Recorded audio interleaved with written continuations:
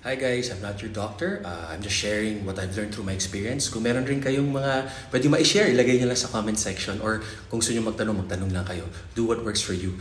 May nagtanong kung kailan ba i-workout yung wrist. Hindi ko na-workout ang wrist ko, at pag nagbaback ako and any na heavy na workout, gumagamit ako ng wrist straps.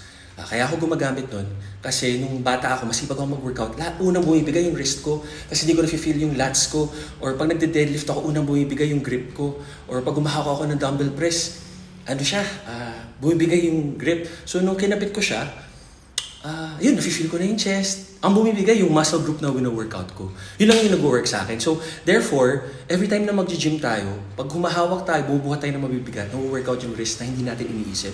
So, yun lang. Tapos minsan, pag nag-back tayo, automatic rear delts, bicep. Pag nag-chest tayo, tricep, chest. So, yun lang. Additional knowledge lang sa inyo.